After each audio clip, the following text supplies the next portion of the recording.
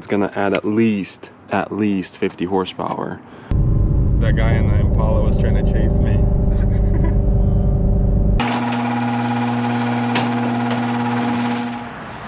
When you're sick and stuck at home and you're bored, you're not gonna work on your race car. So while I was in Michigan a couple weeks ago, got something cool from Paul's High Performance in Jackson, Michigan. He just had this laying around and I couldn't pass up. This here is a GT350R steering wheel. R actually means a couple things on the 350s, one of them being a red striped steering wheel with red stitching. Why do I need this steering wheel? I'm not sure, but I got it.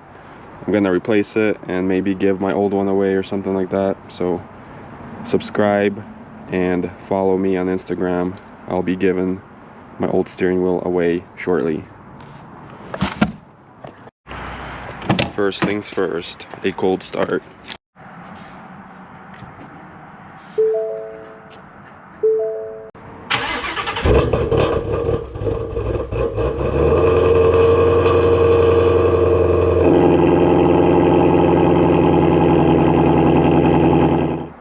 Alright, so first things first, we're gonna unhook the battery, because anytime you're unplugging anything like airbags or anything electronic or anything at all with the vehicle, you want to disconnect the battery, because you don't want to cause any extra lights or issues on your dash later on, or possibly a blown airbag in your face. So the battery and these is over here. There's a few clips here that you remove. One just fell under the car.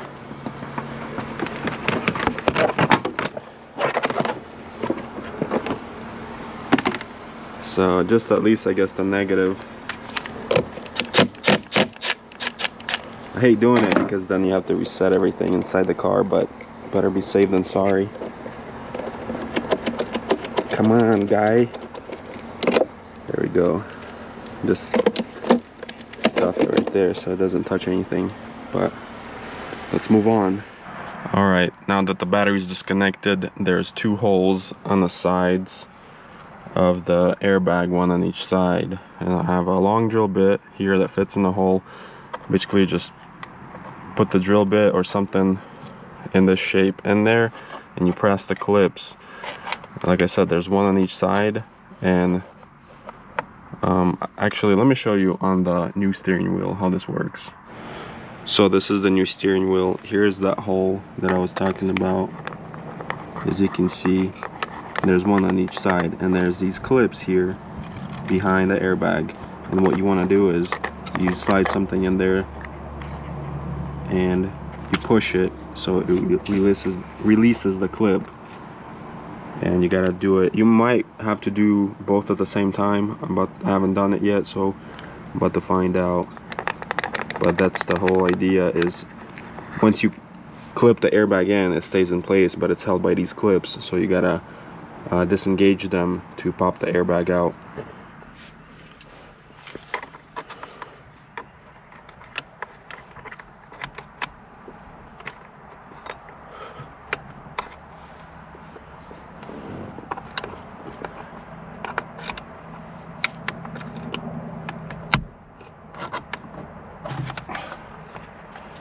There it is. So yeah, you could do one side at a time. I wasn't sure if it would let me do both or one at a time, but it looks like it's possible.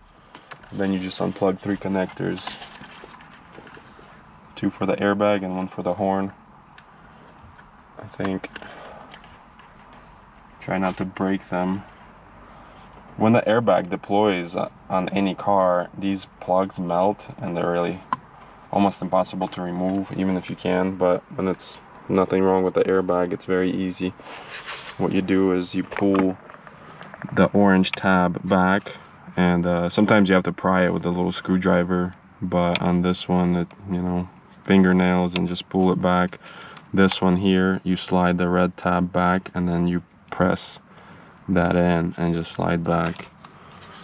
So there that goes. And now I can remove, I think this is a 24mm bolt. Just make sure your steering wheel is straight. I guess, I think it only goes back one way unless you completely put it sideways, but just doesn't hurt to just put it straight, just for confidence. So I don't have a 24 or whatever I said earlier, but a 15/16 works great. I got it on my huge impact. I'm about to just send it. Yeah, it wasn't tight. I'm sure you could just do it with well, it looks like they had Loctite on there. I was gonna put some, but looks like they do actually put Loctite, because these cars vibrate so much that your steering wheel can just end up in your hands on the track or something. And so once you have that nut off, or the bolt out, this should just come right off. And it does. Just make sure you don't break any connectors or anything like that. Let's see, actually I was supposed to unplug those connectors back there too. I just realized that. That's for the steering angle sensor. Looks like they all get unplugged. Well, just that one big one, and then the rest of it, the airbag ones, stay on there.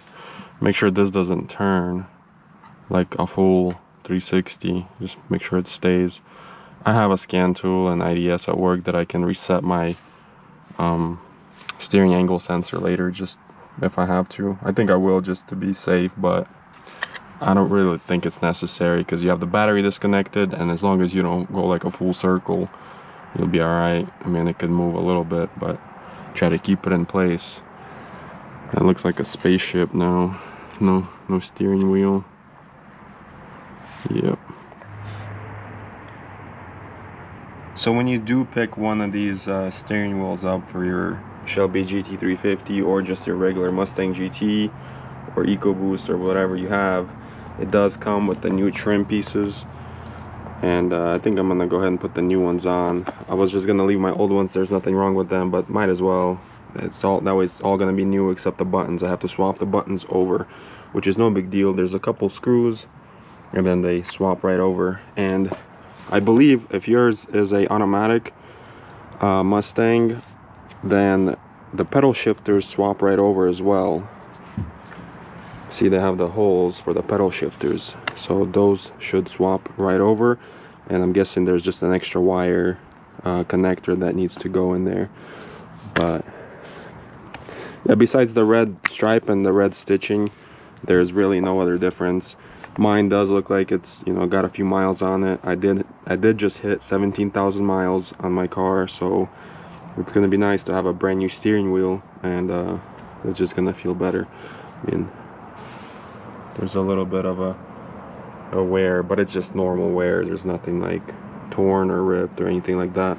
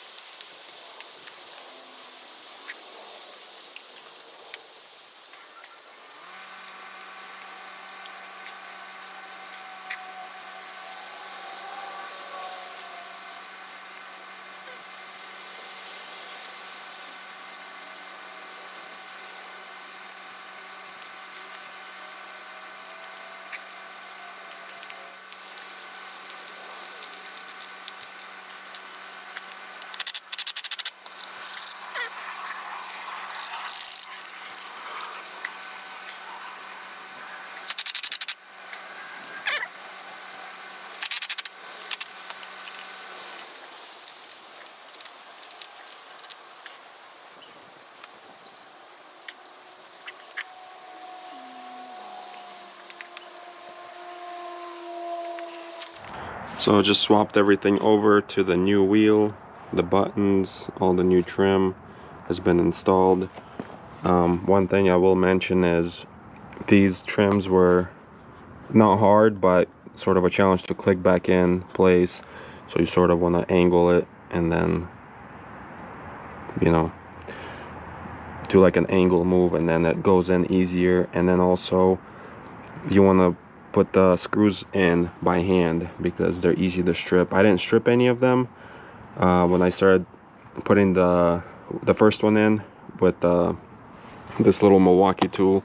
I stopped and then I basically just did it by hand. Like I started all of them probably with the tool, but then I finished it off by hand. I just didn't want to strip anything because there's no threads, and basically the screw is cutting threads into the aluminum, or I think it's aluminum.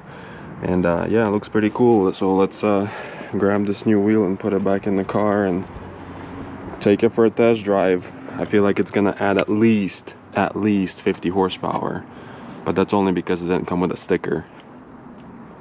Just kidding.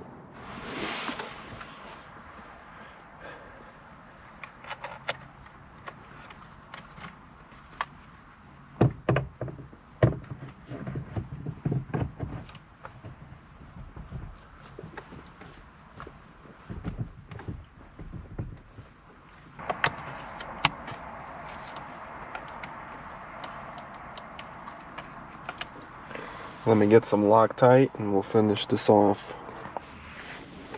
Alright, got some red Loctite on the bolt, and it looks like they use red at the factory also, so that's perfect.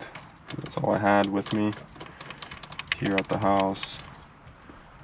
And just ram it back in with the impact.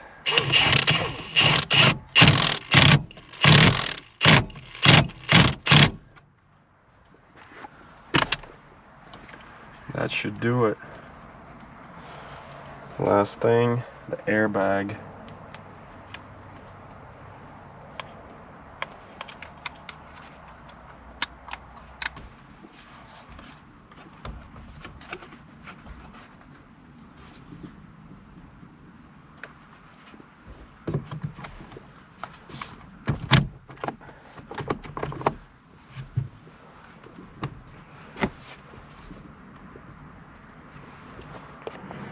So just like that, the new steering wheel is on, and it looks pretty cool with the red stitching. I don't know if this is the original shift knob that was with the car when it was new, because I am the second owner, but it definitely feels cool to have a brand new steering wheel, you know.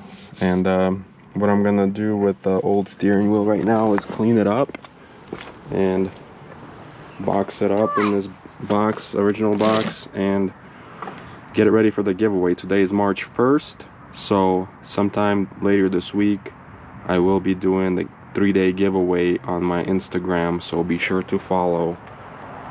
So now I'm gonna connect the battery and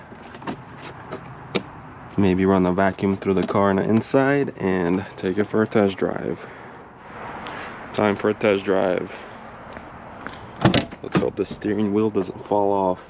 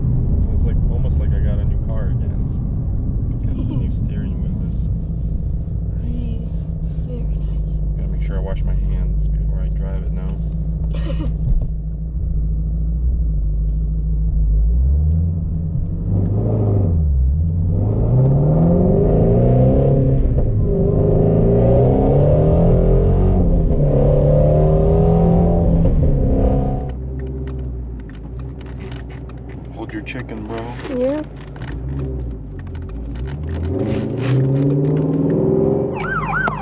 Inside. Just got it.